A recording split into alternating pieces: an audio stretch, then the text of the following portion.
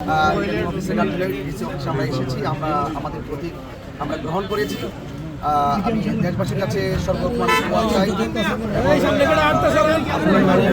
যে হবিগঞ্জ 3 এবং 4 থেকে হবিগঞ্জ 7 এসপি আসন থেকে আমরা ইসলামী ফরম দিচ্ছি এবং হবিগঞ্জ 4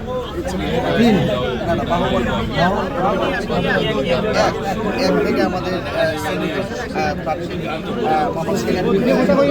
সেলিম ভাই চেয়ারম্যানকে নির্বাচন করছেন। সুতরাং আজকে আমরা আমাদের প্রতীকটা বুঝে পেয়েছি এবং আমরা আশা করবো আর কি নির্বাচনী এলাকা যারা রয়েছি সকলকে বলবো অত্যন্ত শান্তিপ্রিয়ভাবে যেন আমরা আমাদের কাজগুলো সম্পন্ন করি এবং পাশাপাশি আমার বরাবরের মতো একটা চাহিদা থাকবে, নির্বাচন কমিশনের কাছে একটা চাওয়া থাকবে, সেটা হলো লেভেল প্লেইং ফিল্ড যেন নিশ্চিত থাকে। যার যার যে প্রার্থীগুলো আজকে এখানে আত্মপ্রকাশ করেছেন প্রত্যেকে নির্বিঘ্নে যার যার সমর্থন যার যার প্রতীকের প্রচার প্রসার করবে। কেউ যেন কাহারও জন্য কোনো প্রতিহিংসা না করি, কোনো ধরনের কোনো ধরনের ভয় ভীতি সংশয় এগুলো যেন আমরা যেন মাঠে তৈরি না করি। আমি মনে করি যে নির্বাচনে প্রতিযোগিতা থাকবে, প্রতিহিংসা থাকবে না এবং কোনো ধরনের উগ্রতা থাকবে না। আর আমরা বরাবর আবারও বলি যার যার জায়গা থেকে আমরা চেষ্টা করে যাব আমরা যেন কেউ কাউকে যেন ঘৃণার চোখে না দেখি। তো সেই জন্য অবশ্যই আমাদের রিটার্নিং অফিসার আজকে একটি গুরুত্বপূর্ণ কথা বলেছেন। আমাদের যে প্রচারণার ক্ষেত্রে কিছু দিক নির্দেশনা দিয়েছেন এবং আচরণ বিধির উপরে খুবই গুরুত্ব দিয়েছেন। আমরা যেন সেই আচরণ বিধিগুলো লক্ষ্য করি এবং আমরা যেন সেই আচরণ বিধি লক্ষ্য করি যেন আমরা প্রচার প্রচারণা করি।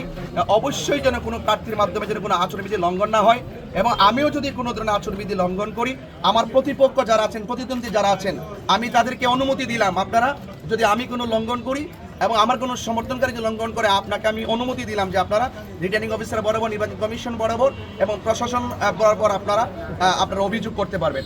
সেটা যেন অন্ততপক্ষে আমরা যেন সে অভিযোগ করার সুযোগ ক্ষমতা রাখি, আপনারা সেই ক্ষমতা গ্রহণ করবেন। কারণ একটি নির্বাচন কেন্দ্রিক যে উচ্চ আকাঙ্ক্ষা এই জাতির মধ্যে সৃষ্টি হয়েছে, কোনো ধরনের ভয় ভীতি জুলুম নির্যাতন সংশয় কিন্তু দিনে কিংবা রাতে ভোট ছাপিয়ে ফেলে যে ওই যে বিজয়ী হওয়ার যে পরিকল্পনা স্বপ্ন এগুলো যেন আমরা কেউ না দেখি।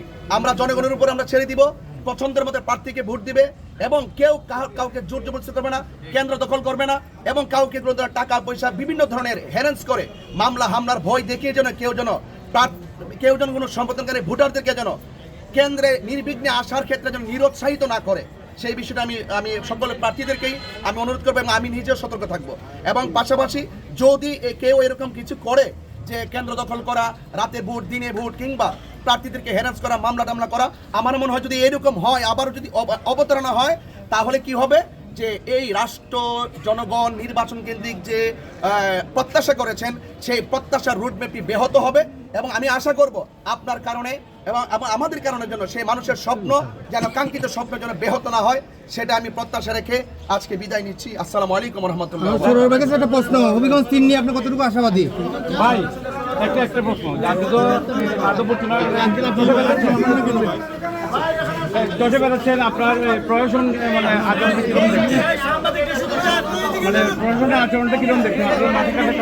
আমি আশা করবো যেহেতু আমি বরাবরই বলেছি প্রশাসন যেন নিরপেক্ষ হয় এবং সকল প্রশাসনিক সাহায্য যেন নিরপেক্ষ হয়। আমরা এই প্রশাসনকে যা দেখছি অবাধ সুষ্ঠু নিরপেক্ষ নির্বাচন করার জন্য প্রশাসন সহযোগিতা করছে এবং বিশেষ করে সাংবাদিক ভাই যারা আছেন আমরা তাদের বিশাল সহযোগিতা কামনা করি এবং সাংবাদিক ভাইরা এই পর্যন্ত নিরপেক্ষ কাজ করছেন।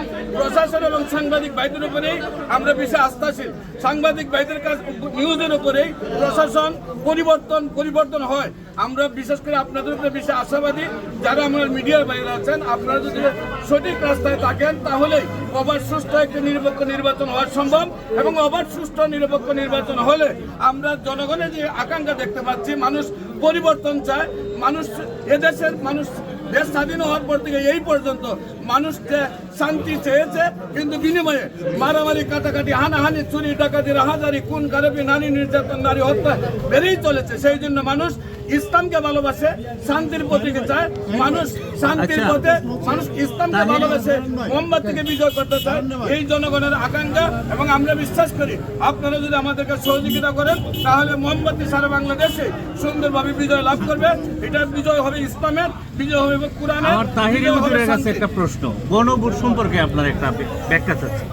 সেটা আমাদের গণভোট সম্পর্কে যে আলোচনা চলছে সেটার প্রচার প্রসারণা, মানুষকে উদ্বুদ্ধ করা, সেই জায়গা থেকে রাষ্ট্রপক্ষ মানুষকে উদ্বুদ্ধ করছেন এবং জনগণ রাষ্ট্রের উদ্বুদ্ধ করার জায়গা থেকে জনগণ সেই রায় দিবে, সেই ব্যালট, সেই নির্বাচনের দিন সেই রায় যার যেভাবে দেওয়ার জায়গা থেকে আমরা আমাদের জায়গা থেকে এটুকু আশা করব আমরা যেন রাষ্ট্রের পক্ষ থেকে যেই সমস্ত নীতিমালাগুলো রাষ্ট্রে প্রণয়ন করা হবে প্রত্যেক জনগোষ্ঠীকে সেগুলো বোঝানো এবং সেগুলো প্রত্যেককে তুলে ধরা এবং প্রত্যেকে স্বাধীনভাবে তার সমর্থন, তার সিদ্ধান্ত জানিয়ে দিবে ইনশাআল্লাহ ব্যালটের মাধ্যমে।